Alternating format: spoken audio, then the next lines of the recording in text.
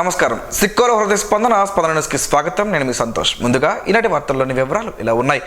జిల్లా పరిషత్ సమావేశ మందిరంలో సోమవారం గ్రీవెన్స్ కార్యక్రమం జిల్లా కలెక్టర్ స్వప్నిందర్ పుండకర్ అధ్యక్షతన జరిగింది. ఈ సందర్భంగా మొత్తం 86 వినతులను అధికారులు స్వీకరించారు. వీటిలో గ్రామీణ పేదరిక నిర్మూలన సంఘం కింద అత్యధికంగా 21, రెవెన్యూ విభాగానికి 20, వ్యవసాయ శాఖకు 11, ఈస్టర్న్ పవర్ డిస్ట్రిబ్యూషన్ కంపెనీకి 8, సర్వే సెటిల్మెంట్స్ అండ్ ల్యాండ్ రికార్డ్స్కు 6, పంచాయతీరాజ్కు 5, మున్సిపల్ యాజమాన్యానికి 3, సామాజిక సంక్షేమానికి 3, ఎండోమెంట్స్, నీటి పారుదల పరిశ్రమలు, గృహ నిర్మాణం, సమగ్ర శిక్ష, ప్రజా ఆరోగ్యం, నైపుణ్య అభివృద్ధి, పంచాయతీరాజ్, ఇంజనీరింగ్, గ్రామ వాలంటీర్లు, వార్డు వాలంటీర్ల విభాగాలకు చెరో ఒక వినతి చొప్పున అందాయి.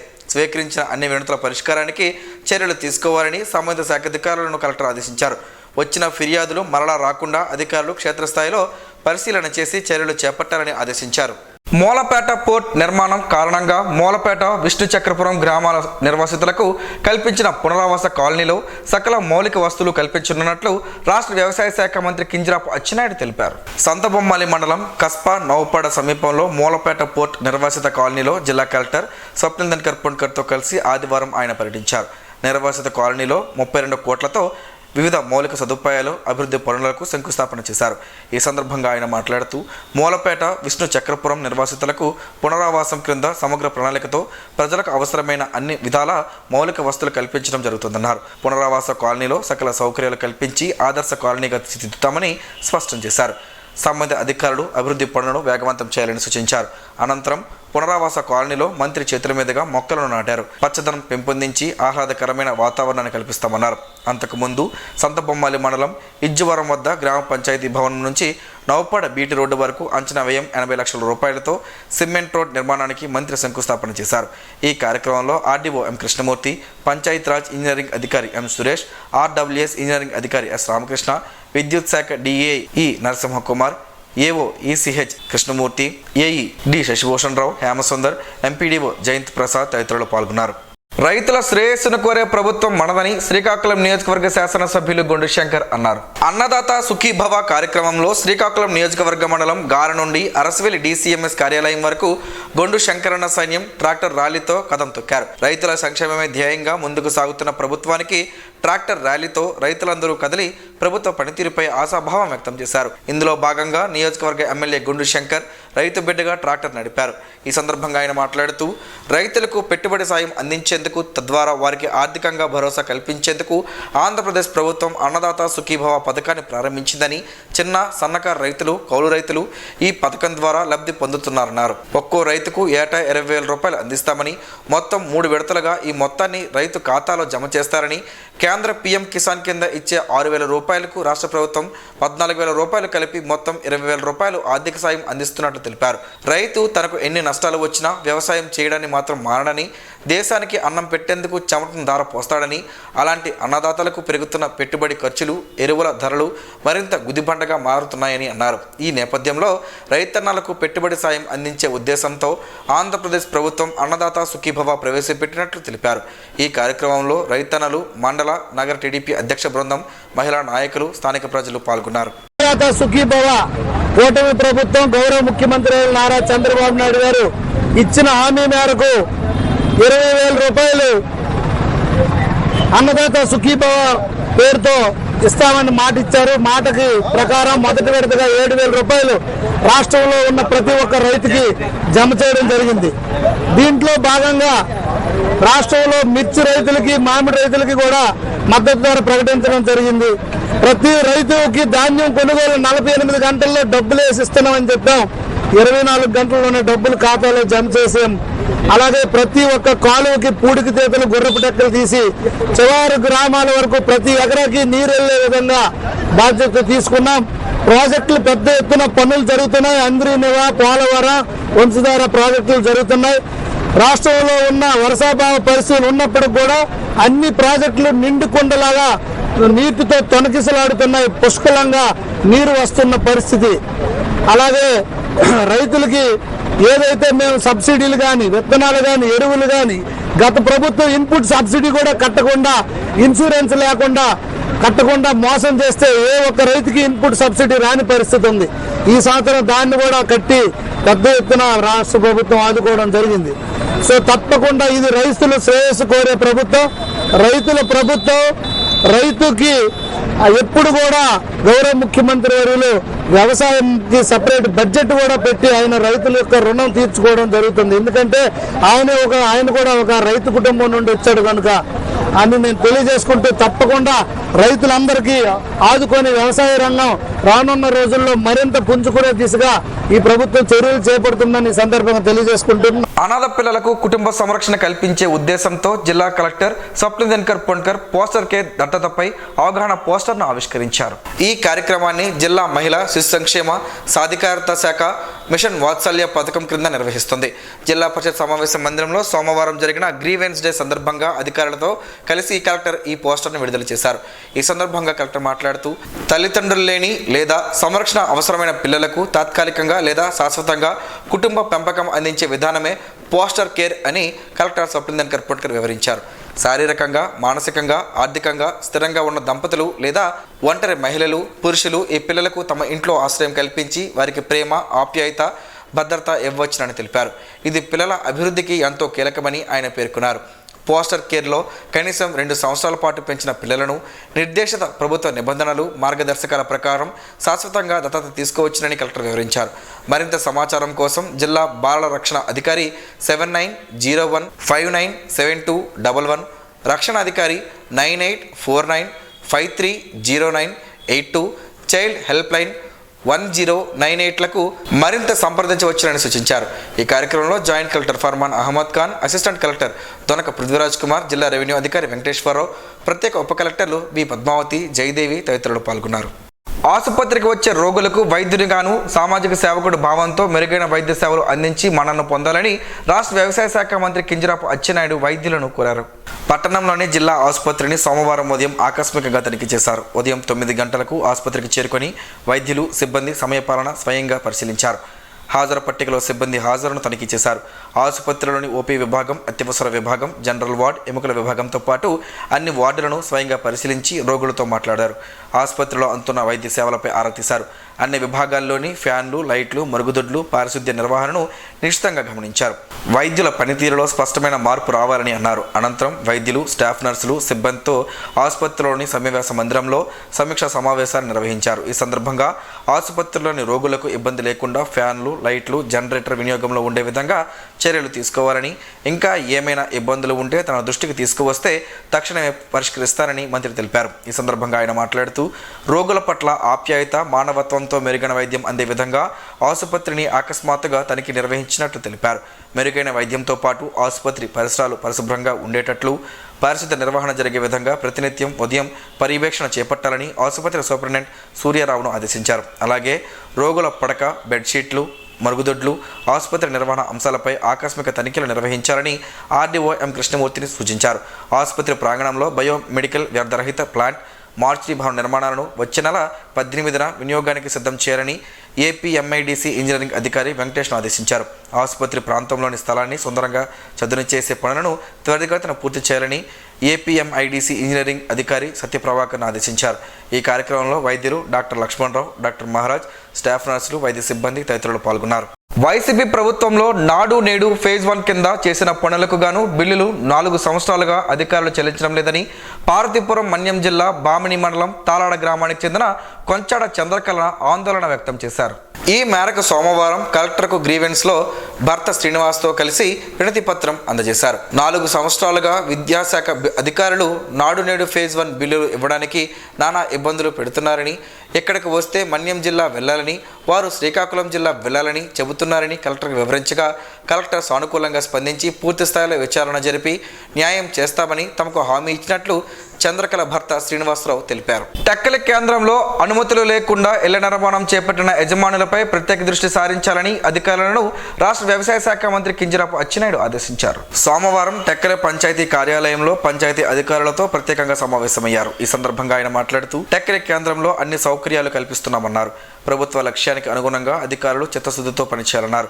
ప్రధానంగా పారిశుద్ధ్యం నిర్వహణలో ఎక్కడా రాజీ పడకుండా ఉండాలని అధికారులు ఈ విషయంలో అలసత్వం వహించరాదని హెచ్చరించారు. విద్యుత్ సౌకర్యంలో అంతరాయం లేకుండా చూడాలని, అన్ని వీధుల్లో వీధి దీపాలు వెలిగేలా చర్యలు తీసుకోవాలని ఆదేశించారు. ప్రభుత్వ భవనాల్లో దుకాణాలు నడుపుతున్న యజమానులు సకాలంలో అద్దె చెల్లించే విధంగా చూడాలని సూచించారు. మొత్తం 58 దుకాణాలు ఉన్నాయని అధికారులు మంత్రికి వివరించారు. సకాలంలో చెల్లించిన వారిపై దృష్టి సారించాలని మంత్రి ఆదేశించారు. ప్రతి ఒక్కరూ ఇంటి పన్ను చెల్లించే విధంగా చర్యలు తీసుకోవాలన్నారు. ప్రభుత్వానికి ఆదాయ మార్గం వచ్చే విధంగా అధికారులు చొరవ తీసుకోవాలని చెప్పారు. అర్హత ఉన్న ప్రతి ఒక్కరికి ఇళ్ల పట్టాలు పంపిణీ చేస్తామని పునరుద్ఘాటించారు. అర్హత ఉన్నవారు టెక్కలి ఆర్డీఓ కార్యాలయంలో దరఖాస్తు చేసుకోవాలని తెలిపారు. ఇందుకు ప్రత్యేక డ్రైవ్ ఏర్పాటు చేయడం జరుగుతుందన్నారు. ఈ సమావేశంలో ఆర్డీఓ కృష్ణమూర్తి, పంచాయతీ అధికారులు తదితరులు పాల్గొన్నారు. గ్రీవెన్స్ కార్యక్రమంలో స్వీకరించే ఫిర్యాదులు పునరావృతం కాకుండా క్షేత్రస్థాయిలో విచారణ జరిపి శాశ్వత పరిష్కారం చూపాలని పోలీస్ అధికారులను జిల్లా ఎస్పీ కేవి మహేశ్వర్ రెడ్డి ఆదేశించారు. సోమవారం జిల్లా పోలీస్ కార్యాలయంలో జిల్లా ఎస్పీ ప్రజా ఫిర్యాదుల పరిష్కార కార్యక్రమం నిర్వహించారు. ముందుగా వృద్ధులు, దివ్యాంగుల వద్దకు జిల్లా ఎస్పీ స్వయంగా వెళ్లి వారి అర్జీలను స్వీకరించారు. పలు ప్రాంతాల నుండి వచ్చిన 43 మంది ఫిర్యాదుదారులతో జిల్లా ఎస్పీ ముఖాముఖిగా మాట్లాడి వారి ఫిర్యాదుల గురించి వివరంగా అడిగి తెలుసుకుని ఫిర్యాదులన్నిటిపై చట్ట ప్రకారం విచారణ జరిపి సత్వరం పరిష్కరిస్తామని భరోసా కల్పించారు. ఆయా ఫిర్యాదుల గురించి సంబంధిత పోలీస్ స్టేషన్ అధికారులతో మాట్లాడి త్వరితగతిన చట్ట ప్రకారం విచారణ జరిపి బాధితులకు న్యాయం అందించేలా చూడాలన్నారు. ఫిర్యాదులన్నిటిపై తీసుకున్న పరిష్కార చర్యలు పూర్తి వివరాలను నివేదిక రూపంలో జిల్లా పోలీస్ కార్యాలయానికి అందజేయాలని అధికారులను ఆదేశించారు. ఈ కార్యక్రమంలో భూ వివాదాలు, కుటుంబ సమస్యలు, మోసపూరితమైన ఆస్తి తగాదాలు, కొట్లాట, ఇతర సమస్యల గురించి 43 ప్రజా ఫిర్యాదులను పోలీస్ అధికారులు స్వీకరించారు. విదేశీ పక్షులకు ఆవాసంగా ఉన్న తేలినీలాపురంను పర్యాటక కేంద్రంగా అభివృద్ధి చేయడం జరుగుతుందని రాష్ట్ర వ్యవసాయ శాఖ మంత్రి కింజరాపు అచ్చెన్నాయుడు తెలిపారు. ఈ మేరకు ఆదివారం ఆ ప్రాంతాన్ని మంత్రి సందర్శించారు. ఈ సందర్భంగా మంత్రి మాట్లాడుతూ ఎకో టూరిజంలో తేలినీలాపురంను అభివృద్ధి చేసేందుకు పర్యాటక శాఖ ఇప్పటికే పలు ప్రతిపాదనలు రూపొందించడం జరిగిందన్నారు. ఈ ప్రాంతాన్ని అన్ని విధాలా అభివృద్ధి చేయడానికి ప్రభుత్వం కట్టుబడి ఉందని చెప్పారు. తొలుత గ్రామస్తులతో మంత్రి మాట్లాడి స్థానిక పరిస్థితిని అడిగి తెలుసుకున్నారు. పర్యాటకులు ఈ ప్రాంతాన్ని సందర్శించేందుకు వీలుగా వివిధ సౌకర్యాలు చేయాల్సి ఉందన్నారు. ఈ ప్రాంతంలో మూలపేట పోర్ట్ నిర్మాణం జరుగుతుందని, రానున్న రోజుల్లో పారిశ్రామిక కేంద్రంగా మారనుందని వివరించారు. టెక్కలి ప్రాంతం మరింతగా అభివృద్ధి చెందడానికి మౌలిక వసతులు పెద్ద ఎత్తున సమకూర్చడం జరుగుతుందని అన్నారు. మూలపేట నుంచి భోగాపురం విమానాశ్రయం వరకు రహదారి విస్తరణకు కేంద్ర ప్రభుత్వం సానుకూలంగా ఉందని, పూర్తి అయితే తీర ప్రాంతం మరింత అభివృద్ధి చెందుతుందన్నారు. కార్యక్రమంలో ఆర్డీఓ కృష్ణమూర్తి, ఎల్ఎల్ నాయుడు తదితరులు పాల్గొన్నారు. శ్రీకాకుళం నాగావళి రెవెన్యూ పార్కును ఆధునీకరిస్తామని శ్రీకాకుళం నియోజకవర్గ శాసనసభ్యులు గుండుశంకర్ అన్నారు. శ్రీకాకుళం స్థానిక శాంతినగర్ కాలనీలో నాగావళి నది ఒడ్డున ఉన్న రెవెన్యూ పార్కును స్థానిక ఎమ్మెల్యే గుండుశంకర్ సందర్శించారు. ఈ సందర్భంగా ఆయన మాట్లాడుతూ పిల్లలు, పెద్దలు అందరినీ ఆకట్టుకునే విధంగా ఆహ్లాదకరంగా ఉంటుందని, ట్రాక్ చుట్టు చెట్లు ఒకవైపు, మరోవైపు నాగావళి నది నుండి వచ్చే చలని గాలి పార్కుకు వచ్చే వారిని ఆహ్లాదకరంగా ఉంచుతుందన్నారు. ఇక్కడ ఉన్న రజక ధోబీ ఘాట్ పక్కన జవాన్ పార్కును నిర్మించి ఆధునీకరిస్తామని, ఈ విషయంపై జిల్లా కలెక్టర్ స్వప్నిల్ దినకర్ పుణ్కర్ తో చర్చించామని, రజక ధోబీ సంఘ డైరెక్టర్, సంఘ సభ్యులతో మాట్లాడి ఆధునీకరణకు తమ వంతు సహకారం అందిస్తామని తెలిపారని, కలెక్టర్ కూడా సానుకూలంగా స్పందించడం సూపర్ణమన్నారు. శ్రీకాకుళం అభివృద్ధి తన ధ్యేయమని, సుందర నగరంగా తీర్చిదిద్దడంలో నిర్విరామంగా కృషి చేస్తారని గుండుశంకర్ తెలిపారు. ఈ కార్యక్రమంలో రజక సంఘ డైరెక్టర్ బృందం, పార్క్ నిర్వాహకులు, నగర టీడీపీ అధ్యక్ష బృందం, మహిళా నాయకులు, కార్యకర్తలు పాల్గొన్నారు. జర్నలిస్ట్ సంఘాల్లో 4 దశాబ్దాల కాలంగా వివిధ హోదాల్లో సేవలు అందిస్తున్న శ్రీకాకుళం జిల్లాకు చెందిన senior journalist, electronic media association వ్యవస్థాపక అధ్యక్షుడు శాసపు జోగినాయుడుకు ఆంధ్రప్రదేశ్ జర్నలిస్టుల ఫోరంలో రాష్ట్ర ఉపాధ్యక్ష పదవి లభించింది. వివాద రహితునిగా పేరుగాంచిన జోగినాయుడు గడిచిన 3 దశాబ్దాల కాలంగా శ్రీకాకుళం జిల్లా కేంద్రంలో ఆకాశవాణి, దూరదర్శన్ న్యూస్ విభాగానికి ప్రతినిధిగా పనిచేస్తున్నారు. ప్రారంభంలో 1988 నుండి 2007 వరకు ఈనాడు పత్రిక రిపోర్టర్గా పాలకొండ, విశాఖపట్నంలో పనిచేశారు. శ్రీకాకుళం జిల్లా యంత్రాంగానికి, ప్రజాప్రతినిధులకు తలలో నాలుకలా జోగినాయుడు వ్యవహరిస్తారు. పాత్రికేయుల సంక్షేమానికి పెద్దపీట వేస్తూ అనేక కార్యక్రమాలు జోగినాయుడు అమలు చేశారు. Electronic media association housing society ఏర్పాటు చేసి 30 మంది రిపోర్టర్స్కు ప్రభుత్వ మార్కెట్ విలువలకు ఎచ్చెర్ల గ్రామ పంచాయతీ పరిధిలో ఇండ్ల స్థలాలు కల్పించారు. ఉమ్మడి శ్రీకాకుళం జిల్లాలో మండల స్థాయిలో పనిచేస్తున్న వివిధ ప్రింట్ అండ్ ఎలక్ట్రానిక్ మీడియా ప్రతినిధులకు 2004 నుండి 2019 మధ్య రెవెన్యూ అధికారులతో, ప్రజాప్రతినిధులతో సంప్రదించి వందల సంఖ్యలో ఇండ్ల స్థలాలు ఇప్పించగలిగారు. పాత్రికేయుల హక్కుల పరిరక్షణకు ప్రభుత్వాలతో రాజీ లేని పోరాటాలు సాగించి జోగినాయుడుకు రాష్ట్ర స్థాయిలో జర్నలిస్టుల ఫోరం గుర్తించి కీలకమైన ఉపాధ్యక్ష పదవి కేటాయించడం పట్ల సిక్కోల జిల్లా జర్నలిస్టులు ఆనందం వ్యక్తం చేస్తున్నారు. పొందూరు పోలీస్ స్టేషన్ పరిధిలో లోలు గ్రామ చివర్ల తోటలో పొందూరు ఎస్ఐనకు అందిన పక్కా సమాచారంతో సిబ్బందితో జోదం ఆడుతున్న పేకాట శిబిరంపై ఆదివారం ఆకస్మిక దాడి నిర్వహించారు. ఈ సందర్భంగా జోదం ఆడుతున్న 9 మందిని అదుపులోకి తీసుకుని కేసు నమోదు చేసి తదుపరి చర్యలు చేపట్టారు. వారి నుంచి 1,02,360 రూపాయలు, 6 బైక్లు, 6 మొబైల్ ఫోన్స్ స్వాధీనం చేసుకున్నారు. కోటబొమ్మాలి బుడత వలస దళితుల భూ సమస్యలు పరిష్కరించడంలో ప్రభుత్వం వైఫల్యం చెందిందని వ్యవసాయ కార్మిక సంఘం రాష్ట్ర ఉపాధ్యక్షుడు గంగారపు సింహాచలం విమర్శించారు. కుల వివక్ష వ్యతిరేక పోరాట సంఘం ఆంధ్రప్రదేశ్ వ్యవసాయ కార్మిక సంఘం ఆధ్వర్యంలో శ్రీకాకుళం జిల్లా కేంద్రంలో ధర్నా నిర్వహించారు. ఈ సందర్భంగా ఆయన మాట్లాడుతూ కోటబొమ్మాలి దళితులకు 1976లో అప్పటి ప్రభుత్వం 21 మందికి డి పట్టాలు మంజూరు చేసినట్లు ఆయన తెలిపారు. నాటి నుండి నేటి వరకు ఆ భూములు సాగు చేసుకుని జీవనం సాగిస్తున్నారని తెలిపారు. మూలపేట పోర్ట్ వచ్చిన తర్వాత ఆ ప్రాంతంలో భూముల ధరలు విపరీతంగా పెరిగిపోయాయని, కోటబొమ్మాలిలో ఉన్న కొంతమంది వ్యాపారవేత్తలు దళితులు సాగు చేస్తున్న భూముల పక్కనే రియల్ ఎస్టేట్ ఏర్పాటు చేశారని చెప్పారు. అందువలన దళితుల భూములు దళితులకు దక్కకుండా చేయాలని దుర్దేశంతో యంత్రాంగంపై ఒత్తిడి తెచ్చి దళితులకు ఈ భూములను తొలగించాలని ప్రయత్నం చేస్తున్నట్లు ఆయన తెలిపారు. సుమారు 45 ఏళ్లుగా సాగులో ఉన్న భూమికి ప్రభుత్వం డీ పట్టాలు ఇస్తే ఈరోజు రెవెన్యూ అధికారులు ఆ భూమి గడ్డపోరంబోకు అని చెప్పడం అన్యాయమన్నారు. ఈ భూములు సర్వే చేసి దళితులకు అగ్రకుల పెత్తందారులకు మధ్య భూమిని సబ్ డివిజన్ చేసి అప్పచెప్పాలని అనేక ఫిర్యాదులు చేసిన సమస్య నేటికి పరిష్కారం కాలేదని వాపోయారు. పై సమస్యల పరిష్కారం కోసం జిల్లా జాయింట్ కలెక్టర్కి వినతి పత్రం సమర్పించినట్లు ఆయన తెలిపారు. ఈ ధర్నా కార్యక్రమంలో కేవీపీఎస్ నాయకులు దేవాది ఉమామహేశ్వరరావు, కుప్పిలి రాజారావు, కుప్పిలి మురళి, కుప్పిలి మల్లేశ్వరరావు, కుప్పిలి రాంబాబు, పిన్నింటి సూర్యనారాయణ, పిన్నింటి లక్ష్మి, రవణమ్మ, సింహాచలం తదితరులు పాల్గొన్నారు. జిల్లాలో నేర నియంత్రణ, శాంతి భద్రతల పరిరక్షణలో భాగంగా జిల్లా ఎస్పీ ఆదేశాల మేరకు ఆదివారం జిల్లాలోని అన్ని పోలీస్ స్టేషన్ల పరిధిలో సిఐలు, ఎస్ఐలు, రౌడీ షీటర్లకు కౌన్సిలింగ్ నిర్వహించారు. ఈ మేరకు పాత నేరస్తులు, సస్పెక్ట్ షీటర్లకు కౌన్సిలింగ్ కార్యక్రమం చేపట్టారు. చెడు అలవాట్లకు స్వస్తి చెప్పి సత్ప్రవర్తనతో మెలగాలని, ఎవరైనా దానికి భిన్నంగా వ్యవహరిస్తే ఉపేక్షించేది లేదని పోలీసులు స్పష్టం చేశారు. ఎక్కడ చట్ట వ్యతిరేక కార్యకలాపాలకు పాల్పడినా చర్యలు తప్పవని పోలీసు అధికారులు హెచ్చరించారు.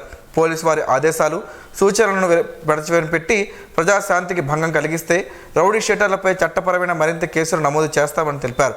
ఎవరైనా సత్ప్రవర్తన మార్చుకోకుండా శాంతి భద్రతలకు విఘాతం కలిగిస్తే కఠిన చర్యలు చేస్తామని హెచ్చరించారు. అనుమానితుల కదలికలను పోలీస్ శాఖ ఎల్లప్పుడూ గమనిస్తూ ప్రత్యేక నిఘా ఉంచుతోందని, నేర ప్రవృత్తి విడనాడాలని హితవు పలికారు. జిల్లా మాజీ ప్రాదేశిక సభ్యులు, సీనియర్ నాయకులు గొర్రె లక్ష్మణరావు సంస్మరణ సభను వైసీపీ నాయకులు నిర్వహించారు. ఈ సందర్భంగా లక్ష్మణరావు చిత్రపటానికి పూలమాల వేసి సంతాప సూచికంగా 2 నిమిషాలు మౌనం పాటించారు. ఆయన ఆత్మకు శాంతి చేకూరాలని ప్రార్థించారు.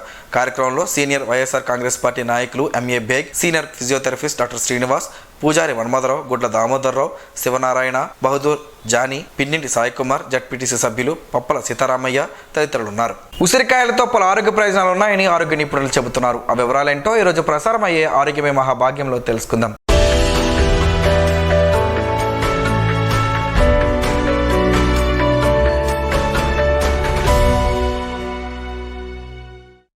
ఉసిరి చెట్టులో వేరు నుంచి చిగురు వరకు అన్ని భాగాలు ఔషధాలుగా పనిచేస్తాయి. దీని ఆయుర్వేద వైద్యానికి ఉపయోగిస్తారు. ఇది రుచికి పుల్లగా ఉన్న శరీరానికి అనేక ఆరోగ్య ప్రయోజనాలు కలిగిస్తాయి. ఉసిరికాయని తింటే కలిగే ఆరోగ్య ప్రయోజనాల గురించి తెలుసుకుందాం. ఉసిరిలో ప్రోటీన్లు, విటమిన్ సి, యాంటీ ఆక్సిడెంట్లు, పీచు, కాల్షియం, ఐరన్, ఫాస్ఫరస్, పొటాషియం వంటి ఖనిజాలు పుష్కలంగా ఉంటాయి. ఇన్ని పోషకాలు కలిగిన ఉసిరిని సర్వదోషహర అని పిలుస్తారు. దీన్ని శరీర రోగ నిరోధక శక్తిని పెంచే అద్భుత ఔషధం అని చెప్పవచ్చు. శరీరంలోని అన్ని అవయవాలు సమన్వయంతో పనిచేసేలా చేస్తుంది. ఇది ఫ్లూ తరహా జ్వరాలను నివారించడానికి చక్కగా పనిచేస్తుంది. శరీర రోగ నిరోధక శక్తిని పెంచే చ్యవన్ప్రాష్ ఔషధ తయారీలోనూ ఉసిరిని ఉపయోగిస్తారు. ఉసిరిని భోజనం చేశాక తీసుకుంటే జీర్ణక్రియను పెంచుతుంది. దీంతో తిన్న ఆహారం చక్కగా జీర్ణమవుతుంది. జీర్ణక్రియ సమస్యలన్నింటినీ తగ్గించి మలబద్ధకం సమస్యను తగ్గిస్తుంది.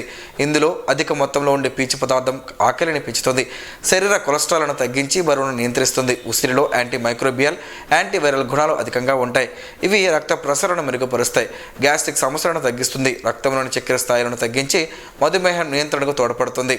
శ్వాసకోశ ఇబ్బందులు, జలుబుతో బాధపడేవారు 2 టేబుల్ స్పూన్ల ఉసిరి పొడిని తేనెలో కలిపి పేస్ట్లా తయారు చేసుకుని రోజుకు 2 సార్లు తింటే మంచి ఫలితం ఉంటుంది. మెదడు పనితీరుకు చక్కగా పనిచేసి జ్ఞాపశక్తిని పెంచుతుంది. రోజు ఉసిరికాయలు తింటే కఫం సమస్యలు తగ్గుతాయి. దాంతో ఊపిరితిత్తుల సంబంధ వ్యాధులు తగ్గుతాయి. ఉసిరిలో పుష్కలంగా ఉండే యాంటీ ఆక్సిడెంట్లు ఫ్రీ రాడికల్స్ కారణంగా చర్మ కణాలు దెబ్బతినకుండా సహాయపడతాయి. చర్మ సమస్యలను తగ్గించి చర్మాన్ని కాంతివంతంగా, ప్రకాశవంతంగా మారుస్తాయి. కంటి చూపును మెరుగుపరిచే ఔషధంగా ఉసిరి పనిచేస్తుంది. ఉసిరిలో కాల్షియం అధికంగా ఉంటుంది. ఇది ఎముకలు, దంతాలను ఆరోగ్యంగా ఉంచుతుంది. జుట్టు సంరక్షణకు కూడా ఉసిరి చక్కగా పనిచేస్తుంది. ఇన్ని ఆరోగ్య ప్రయోజనాలు కలిగి ఉన్న ఉసిరిని తప్పగా తినండి.